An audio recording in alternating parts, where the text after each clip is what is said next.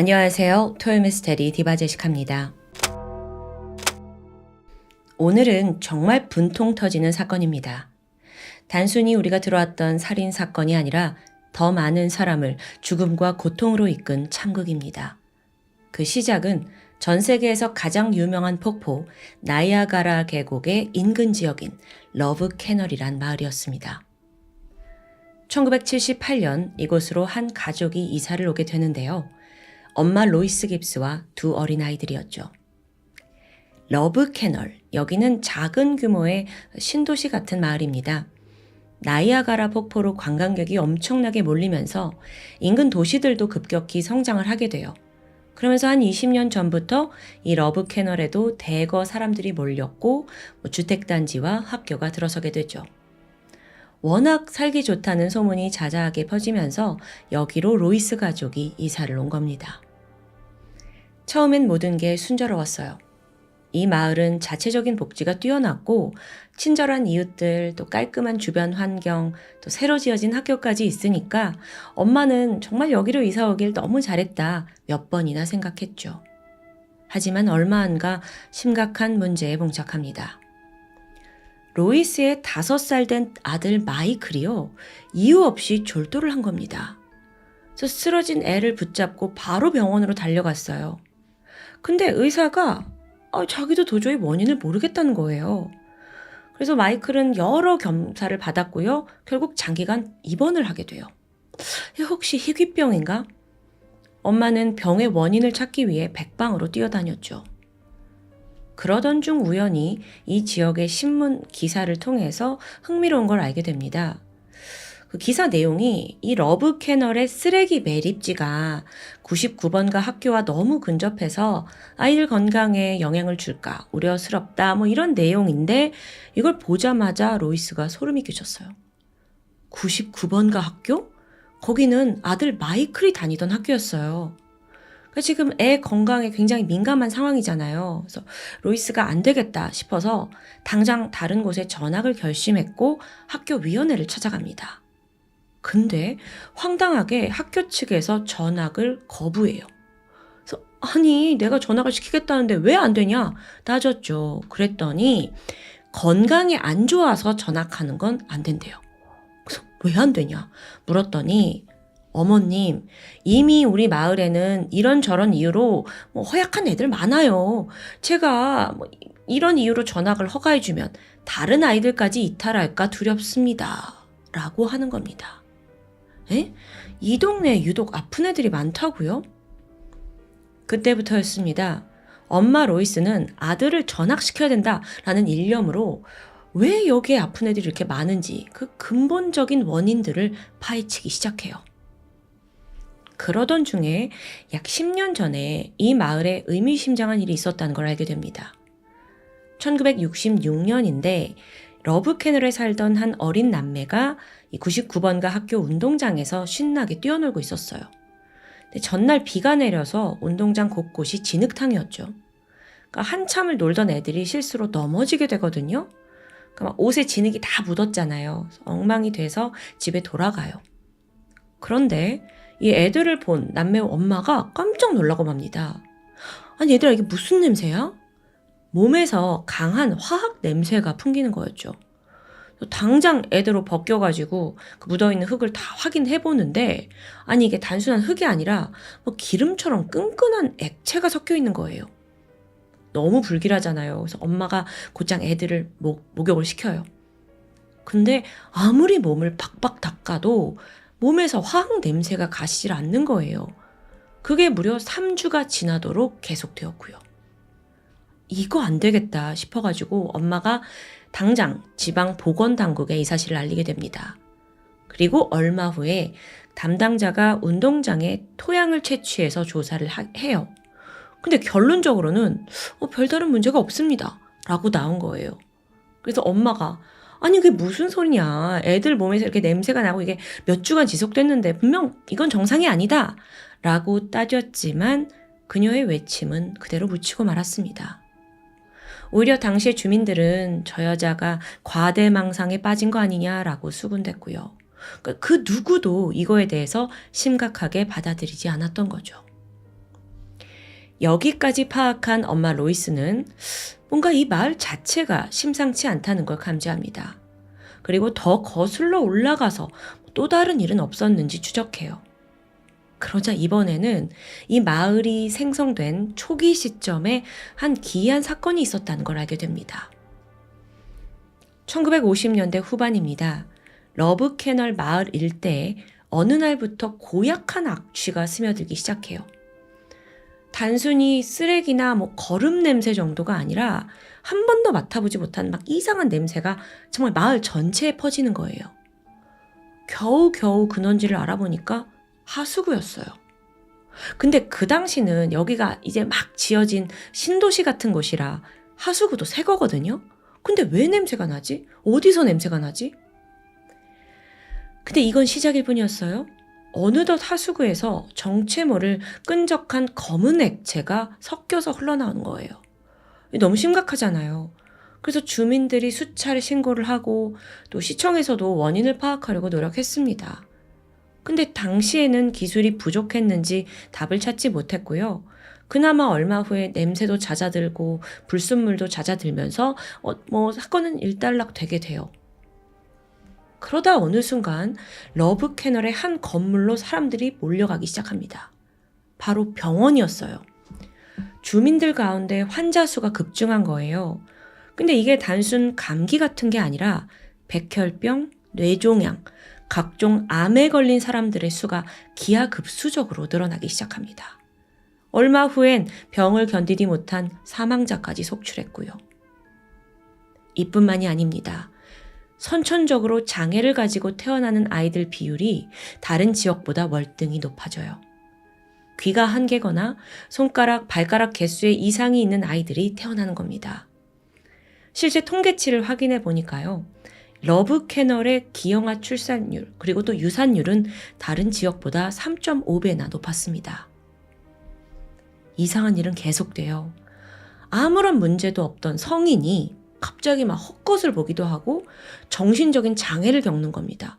이런 사람들이 속속 등장해요. 그러다 보니까 이제 그 당시에 사람들은 마을에 저주가 내린 거 아니야? 라고 막 불안해했어요.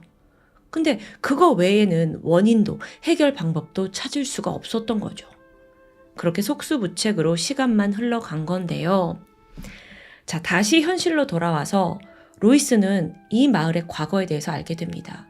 그리고 가슴이 철렁 내려앉았죠. 아니, 내가 지금 어떤 곳에 살고 있는 거야?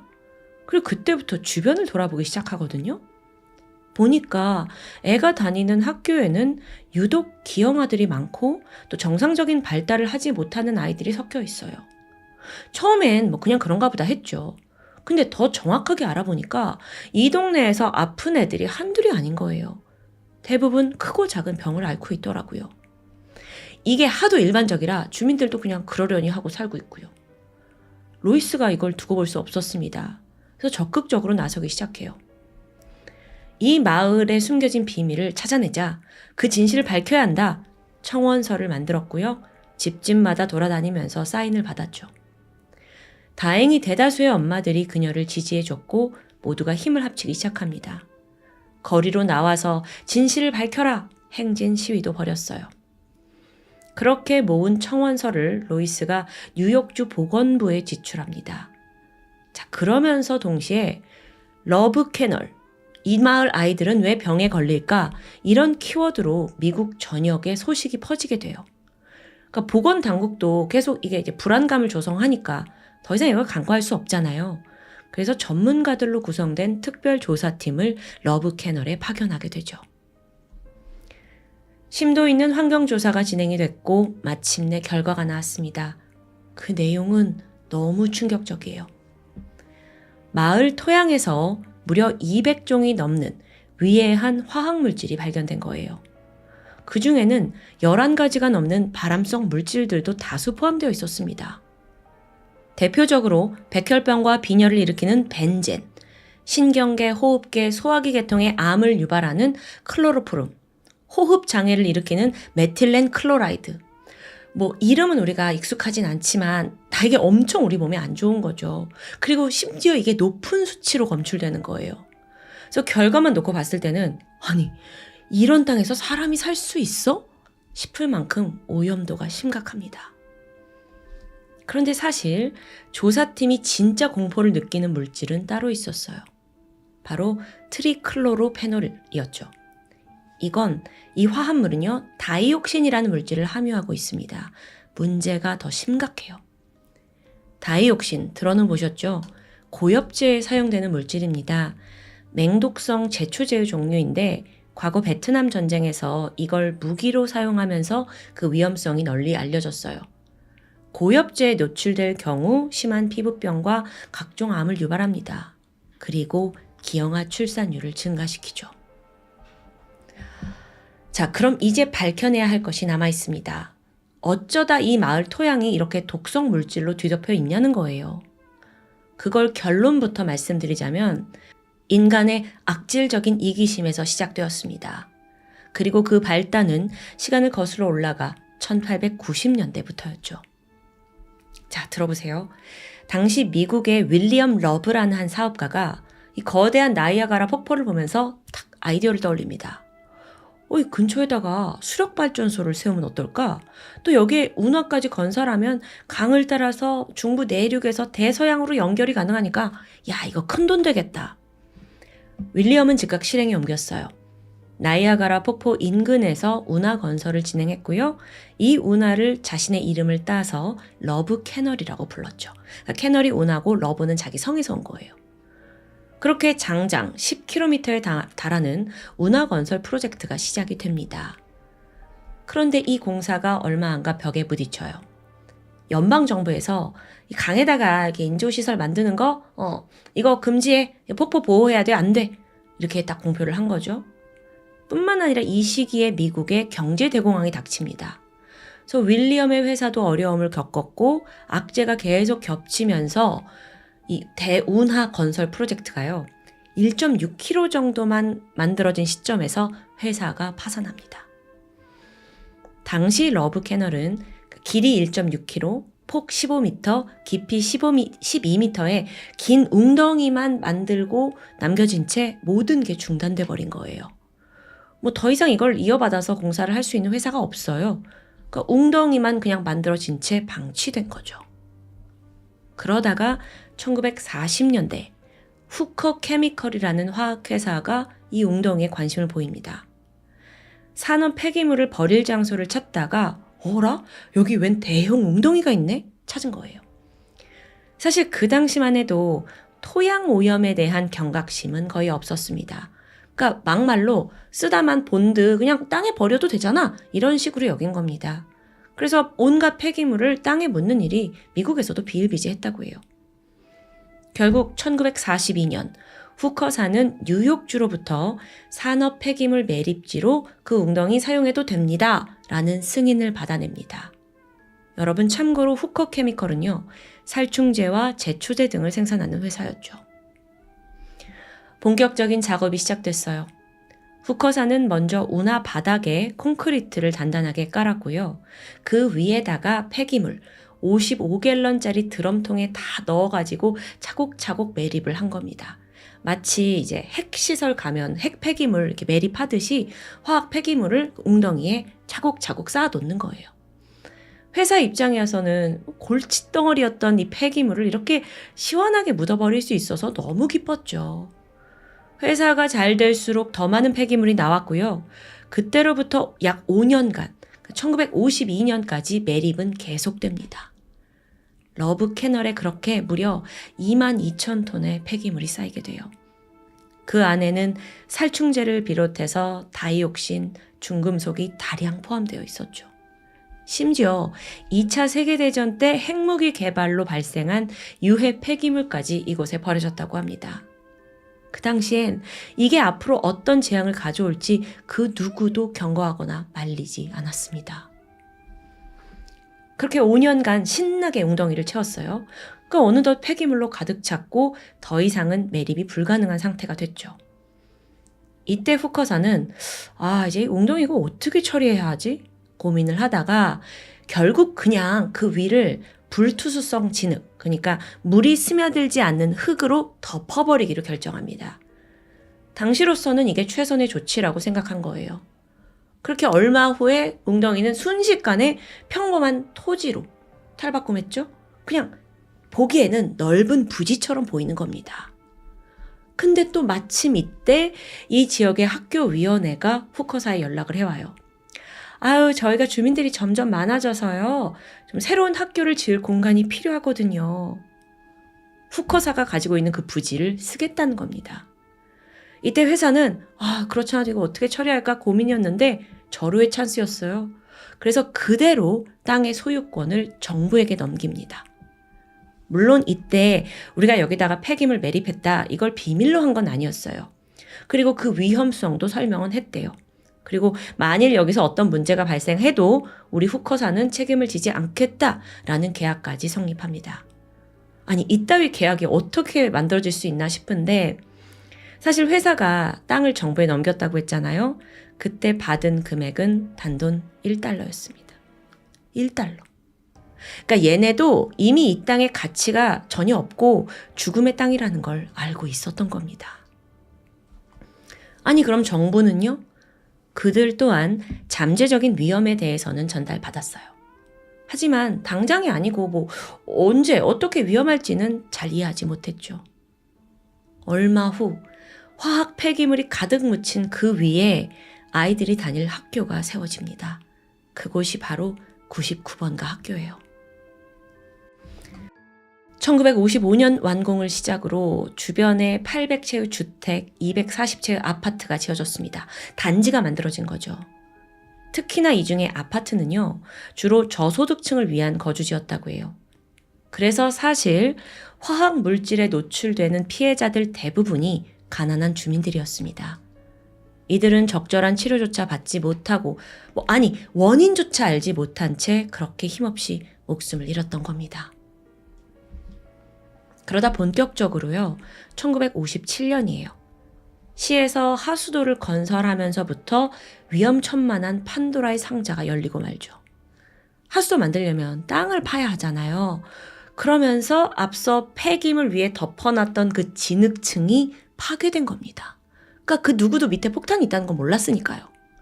자, 그럼 이제부터 어떤 일이 벌어졌냐? 파괴된 진흙층 틈새로 비가 흘러들어요. 그리고 그 밑에 있는 화학 물질이 비에 스며들죠. 그게 어느덧 토양으로 흡수됩니다. 지난 1958년 어느 날 갑자기 마을에 막 고약한 악취가 풍겼다고 했잖아요. 그게 바로 이 냄새였어요. 비에 스며든 화학 물질들이 이제 풍겨 나오는 거죠. 그런데 사람들은 아무것도 모르고 그 땅에서 자란 야채와 과일을 섭취했고 또 아무 의심 없이 마을의 식수를 마셨습니다. 그렇게 주민들 몸속으로 화학 물질들이 소리 없이 스며든 거예요. 또 심지어 그게 수십 년간 이어졌고요. 앞서 소개한 엄마 로이스와 이 마을 사람들이 힘을 합쳐서 청원을 했던 1978년에서야 진실이 드러난 겁니다. 자, 이런 사실이 드러나면서 거기에 살고 있던 주민들은 크게 분노했습니다. 아니, 이건 마을만의 문제가 아니었어요. 사건의 진실이 전국으로 퍼졌고요. 각지에서 시위가 일어납니다.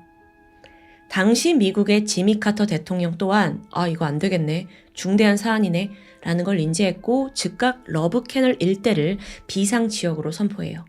그리고 뒤늦게나마 매립지 인근 주민들을 이주시켰죠. 또한 사람들을 접근하지 못하도록 일대에 높은 울타리를 설치합니다. 그 후 40년이 넘는 세월 동안 미국 정부는 이 러브 캐널 지역을 복구해내자라고 했었어요. 그렇게 투입된 자금만 얼마인 줄 아세요? 한화로 3,300억 원에 달하죠. 하지만 별다른 성과를 얻고 있진 않습니다. 현재까지도 이곳은 사람이 살기에 적합하지 않다라고 알려져 있고요. 그대로 황량한 유령 도시가 되어버렸죠. 그럼 이 모든 피해에 대해 누가 책임을 져야 할까요? 후커사는 이미 발 뺐고 최소한 보상을 좀 해줘야 될 텐데.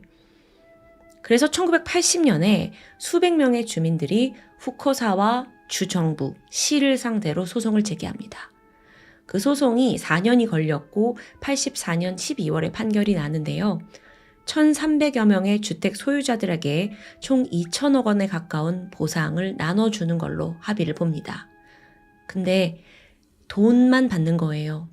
이미 기형으로 태어난 아이들, 그리고 평생 지울 수 없는 병을 얻은 주민들, 암에 걸린 사람들, 또 자식을 잃은 주민들의 정신적, 신체적 피해는 여전히 현재 진행형입니다.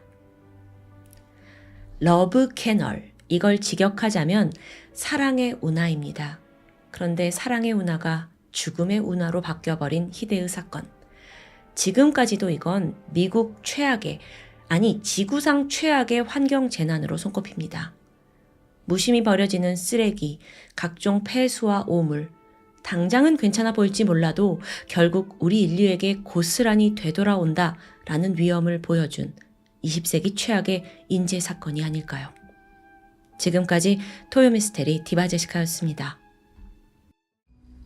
안녕하세요. 토요미스테리 디바제시카입니다. 1960년대 아폴로 11호가 달 착륙에 성공하면서 그간 미지의 세계였던 우주로의 인간의 첫 발자국이 시작됩니다. 그렇게 다들 흥분해하고 있을 무렵 이 성공을 기반으로 미국 나사에 있는 한 과학자들이 유례없는 프로젝트 하나에 몰두하게 돼요. 일명 세티라고 불리던 이 프로젝트는 이제 인간이 달에 갈 수 있으니까 우주 어디엔가 사는 그 지적 생명체를 만날 날이 있을 텐데 그때 우리가 어떻게 소통을 해야 할지 그 방법을 찾고 있었죠. 굉장히 앞서 나간 것 같은데요. 그러게요. 아니 우리가 그 외계인과 만나면 어떤 언어로 대화를 해야 할까요? 과학자들이 여기에 몰두하던 중 올커니, 그 실험 대상으로 지목된 게 바로 돌고래였습니다. 의외였죠. 아니 외계인 소통에 돌고래가 갑자기 왜 등장하냐고요? 일단 이게 어디서 비롯되었는지부터 알아볼까요? 지난 1961년 신경생리학자였던 존 릴리 박사가 과학저널 사이언스를 통해서 돌고래가 인간과 소통할 수 있을 정도로 지능이 높다는 것을 밝혀내게 됩니다. 이 박사님이 1950년부터 돌고래의 두뇌를 연구했다고 해요.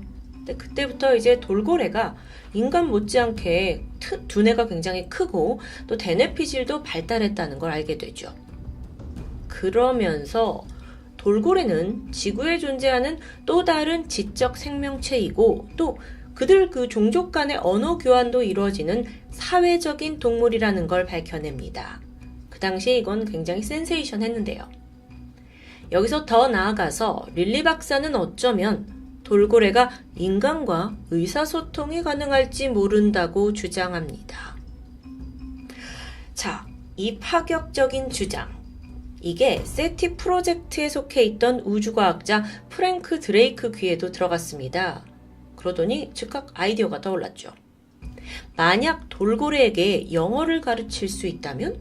그러면 다시 말해서 외계 생명체에도 가르칠 수 있지 않을까요? 그러기 위해선 돌고래가 먼저 영어를 배울 수 있는지부터 확인하는 게 필요했던 겁니다. 그래서 프랭크 박사가 직접 릴리 박사를 찾아가요. 그리고는 이제 우리가 진행하는 이 세티 프로젝트에 합류해서 인간의 언어를 돌고래에게 가르쳐봐라 부탁을 하자 릴리 박사도 선뜻 받아들였습니다. 어쩌면 이게 자신의 주장을 증명할 수 있는 일생일대의 기회처럼 느껴졌을 겁니다. 여러분 정리해보면 이 세티 프로젝트에서 돌고래는 외계의 지적 생명체의 샘플과도 같은 거예요. 돌고래와 소통할 수 있다면 외계인과도 소통할 수 있다라는 가설이었죠. 1963년입니다. 카리브해에 있는 세인트 토머스 섬의 해안가에 대규모의 이 실험시설이 세워졌습니다. 사진을 지금 보고 계신데요. 여기에 돌핀 하우스라는 이름이 붙여졌죠. 그리고 얼마 안 가서 한 여성이 프로젝트에 참여하게 되고 돌핀 하우스를 방문하는데요. 그녀의 이름은 마거릿 로버트. 릴리 박사의 보조 연구원으로서 돌고래들에게 이제 언어를 가르치는 역할이 주어졌습니다. 이 돌핀 하우스에는요, 돌고래 총 3마리가 있었어요. 암컷이었던 시시와 페몰라, 그리고 수컷이었던 피터가 살고 있었죠. 마거릿은 이중 피터의 트레이너로서 영어를 가르치는 일을 시작하게 되죠. 아니, 뭐 이게 가능한가 싶지만 그녀가 아주 열정적으로 이 교육에 임했고요. 놀랍게도 단시간에 성과를 거두게 됩니다. 언어 트레이닝을 해보니까 아니 이 돌고래 학습 능력이 웬만한 어린아이보다 빨랐다고 해요. 그래서 마거릿이 영어로 숫자를 세는 법부터 가르쳤는데 얼마 지나지 않아서 피터가 마거릿이 하는 말을 비슷하게 따라하기 시작했죠. 1, 2, 3 이렇게 말하면 피터가 워, 두, 띡 하면서 유사한 소리를 만들어내는데 못 믿으시겠다고요? 실제 그때 녹화된 오디오를 한번 들어보겠습니다. 1, 2, 3. 오, 꽤 비슷한 소리를 만들어내죠. 그러다 보니 프로젝트 연구원들도 모두 흥분했어요. 특히나 마거릿은 자신이 만들어낸 이 성과에 매우 만족하면서 한 단계 더 나아가 새로운 계획을 세우는데요. 피터를 좀 더 트레이닝을 잘 시키기 위해서는 무엇보다 선생님, 인간과의 정서적인 깊은 교감이 중요합니다. 그래서 아예 피터와 동거를 시작하기로 한 거예요. 1965년 마거릿은 돌핀하우스 2층을 개조했고 여기에 인간과 돌고래의 공동생활 공간을 만들게 되는데 사람이 누워있을 수 있을 정도의 얕은 수심의 풀장이 들어오고요. 그 안에 책상하고 전화기까지 두면서 마거릿은 거기서 일을 했다고 해요. 심지어 침대는 돌고래 풀장 안에 들여놓았고요. 피터와 함께 잠든 적도 있었고요. 그렇게 마거릿이 무려 일주일에 6일간이나 피터와 동거동락하게 됩니다. 그렇게 10주간의 집중 교육이 진행되었는데 자 그러면 너무 궁금해지죠. 돌고래의 언어 능력에 변화가 생겼을까요? 네, 놀랍게도 피터는 하이, 헬로 같은 인사가 가능해졌습니다. 실제 오디오로 들어볼게요. Hello. Hello. Come on. 놀랍습니다. 그런데 이 외에도 피터는 삼각형 이렇게 모양을 보고 트라이앵글이라고 아주 정확하게는 아니었지만 어느 정도 소리를 낼 정도로 이 수준이 올라가게 돼요. 정말 기적 같은 일이었죠. 그런데 그쯤에서 예상치 못했던 문제가 발생합니다. 피터가 수컷이잖아요. 마거릿에게 성적 욕구를 드러내기 시작한 겁니다. 보통 피터가 일주일 중에 마거릿이 없는 하루 정도는 돌핀하우스에 있는 다른 암컷 돌고래들과 시간을 보낸다고 해요. 그런데 이 암컷 돌고래가 아닌 마거릿에게만 신체적인 접촉을 시도하는 건데요. 이건 마치 그녀에게 강한 애착의 감정을 보이는 듯한 모습입니다. 여러분, 돌고래는 포유동물 중에서도 지능과 공감 능력이 굉장히 뛰어난 것으로 알려져 있죠. 그렇다 보니 일주일에 6일 정도 함께 생활을 하는 마거릿에게 동료, 친구, 그 이상의 감정을 느낀 것 같은데요. 아니 그럼 여기에 대해 마거릿은 어땠을까요? 당황스러웠죠. 하지만 힘들게 자신이 이끌어온 이 피터와의 친밀도를 이대로 망칠 수는 없었습니다. 그래서 급기야 손으로 피터의 성욕을 해소해주기도 하죠. 추후 마거릿은 이 부분에 대해서 자신은 그때 실험의 일부라고 생각했기 때문에 불쾌하지 않았다. 내 입장에선 그게 성적인 게 아니고 오히려 피터와의 유대감을 강화하는 행위였다 라고 설명합니다. 그렇게 피터를 피하지 않은 덕에 둘 사이는 더 견고하게 친밀해졌죠. 관계가 가까워지면 가까워질수록 실험 성과도 좋은 쪽으로 나타나고 있었습니다. 하지만 이 프로젝트를 총괄하고 있던 릴리 박사는 좀 더 빠른 성과를 원했어요.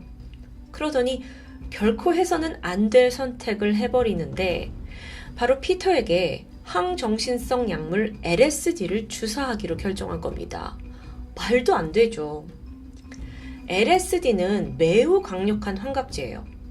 릴리 박사는 LSD가 이 두뇌에 미치는 영향에 대해서 큰 관심을 가지고 있었는데 돌고래한테 LSD를 주사해서 그 뇌가 어떻게 변화하는지 또 어떤 능력이 향상되는지를 관찰하고 싶어 했던 겁니다.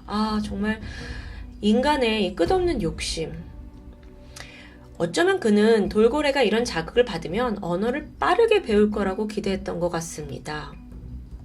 한편 이걸 알게 된 마거릿은요, 당연히 반기를 들었죠. 약물을 쓰지 않더라도 충분히 시간만 주어지면 연구가 성공할 거라고 자신했습니다. 하지만 머지않아 그녀의 주장은 묵살되었고 결국 박사는 돌고래 피터에게 LSD를 주사하고 마는데요. 이 결정은 세티 프로젝트 전체에 위기를 가져옵니다. 시간이 좀 지나서 돌고래한테 환각제를 주사했다? 이게 외부로 알려졌고요. 릴리 박사는 동물 학대 논란에 휩싸였죠. 뿐만 아니라 엎친 데 덮친 격으로 마거릿이 피터의 성욕을 해결해줬다는 부분도 크게 조롱거리가 되었습니다. 당시의 성인 잡지 허슬지가 이 사실을 크게 다뤘는데 마치 인간과 돌고래의 성 스캔들인 마냥 아주 자극적으로 다루게 되면서 세간의 손가락질이 이어졌고요. 자, 그러면 세티 프로젝트는 어떨까요? 굉장히 대중에게 부정적인 이미지를 가지게 되겠죠. 여기에 부담감을 느낀 나사 측에서 즉각 실험을 중단할 수밖에 없습니다. 물론 LSD 또한 아무런 효과가 있지 않았고요. 1966년 세티 프로젝트의 돌고래 언어 실험은 그렇게 허무하게 막을 내립니다. 돌핀 하우스는 바로 폐쇄되었고요. 참 씁쓸한데요. 마거릿은 끝까지 남아서 피터의 곁을 지키고자 했어요. 하지만 이 돌고래 자체가 개인 소유화될 수 없었기 때문에 결국 1966년 10월 피터는 마이애미에 있는 비좁은 건물의 수족관으로 옮겨집니다. 하필 여기가 빛이 잘 들지 않는 삭막한 콘크리트 수조였다고 하는데, 그렇게 원치 않은 이별을 하고 얼마 후에 마거릿은 피터가 사망하고 말았다는 충격적인 소식을 접하게 되죠. 이게 피터와 마거릿이 떨어진 지 불과 몇 주 만의 일이었습니다. 아니, 그 사이에 건강이 급격히 악화된 걸까요? 아니요. 사실 피터의 죽음엔 더 놀라운 점이 있었죠. 잘 알려진 것처럼 돌고래는 인간과 같은 포유류입니다. 그렇기 때문에 다른 물고기와는 숨 쉬는 게 달라요. 어류는 보통 아가미로 호흡을 하죠. 그런데 돌고래는 사람처럼 폐로 호흡을 합니다. 그래서 일정 시간 물속에 있지만 반드시 물 밖으로 나와서 숨을 쉬어야 하는데요.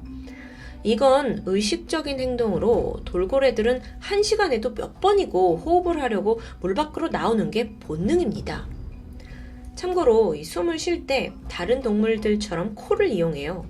근데 돌고래한테 이 기관이 머리 앞쪽에 있고요. 이걸 일명 숨구멍이라고 부르죠. 피터가 그 콘크리트 수조로 옮겨진 후에 삶의 의지를 잃어버린 듯 했습니다. 그러더니 어느 순간부터 스스로 수면 위로 올라오는 행위를 하지 않는 겁니다. 그렇게 피터는 점점 호흡을 잃어가면서 결국 스스로 목숨을 포기해버렸죠. 인간의 실험에 이용당하고 또 강제로 약물을 주사당하고 끝내 비좁은 수조에 버려진 그 처지를 깨달은 걸까요? 게다가 유일하게 믿고 사랑했던 인간 마거릿과 이별하게 되면서 피터에게는 어쩌면 더 이상 살아갈 이유를 찾지 못했던 것 같기도 합니다. 여러분, 돌고래가 인간과 대화를 했다는 것도 놀랍지만 사실 이 스토리에서 정말 충격적인 건 스스로 목숨을 끊었다는 부분인 것 같은데요. 믿기 어려운 이야기였습니다. 물론 누군가는 돌고래의 죽음이 자살이 아니라 그저 우연 아니었냐라고 생각하실 수도 있습니다. 하지만 돌고래가 의식적으로 수면 위로 올라오지 않았다라는 건 명백한 부분이죠. 동물도 이런 극단적인 선택을 하냐고요? 제가 사실 궁금증이 좀 들어서 몇 가지 사례를 더 알아봤는데요. 2019년 남아프리카에서 한 작업을 하던 사진 작가가 놀라운 광경을 목격하게 됩니다. 다리를 부상당한 영양이 그늘에서 쉬고 있는 사자에게 자발적으로 다가가고 있었어요. 잠시 후에 영양은 별다른 저항 없이 사자에게 잡아먹혔습니다. 어쩌면 이 영향은 내가 이 다친 다리로 더 이상 살아가는 게 불가능하다라는 걸 깨달았고 삶을 포기한 듯 보였죠. 이뿐만이 아닙니다. 2011년에 중국에 있는 한 곰 공장에서 어미곰이 탈출하는 사건이 있었어요. 근데 보니까 새끼 곰이 여전히 쇠사슬에 묶여서 이 쓸개즙을 채취당하고 있었죠. 어미곰이 새끼 곰을 데려가려고 했지만 도무지 쇠사슬이 끊어지지 않았는데요. 그러자 어떤 일이 벌어졌냐면 어미곰이 새끼 곰을 끌어안고 질식시켜서 죽여요. 그리고 스스로는 벽에 머리를 부딪혀 죽음을 맞이합니다. 정말 이야기 드리기도 굉장히 힘든 스토리들인데요. 여러분, 동물 중에서도 특히 사회화가 잘 되어 있는 이 고래는 집단 자살 행위가 있다는 것이 유명하죠. 스트랜딩이라고 불리는데 이 고래들이 집단으로 해안가로 밀려온 후에 바다로 돌아가지 않고 그대로 죽는 현상을 의미합니다. 2020년 호주 해안가에서 고래 90마리가 난데없이 목숨을 끊는 일이 벌어지기도 했고요.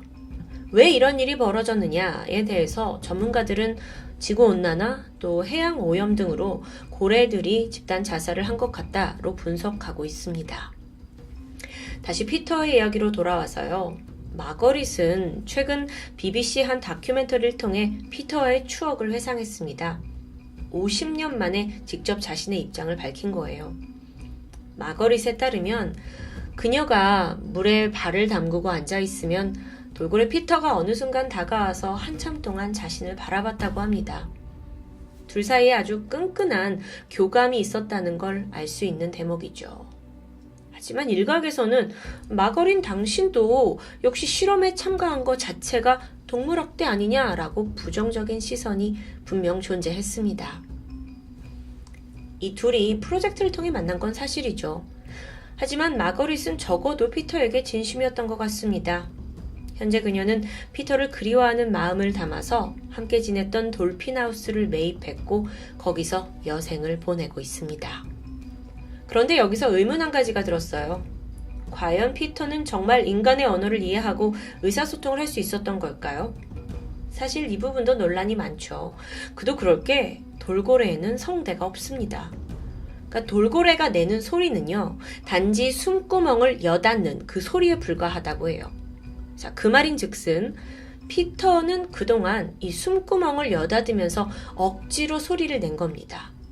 그 행위가 인간의 말을 이해한 거라고 보긴 어렵지 않을까요?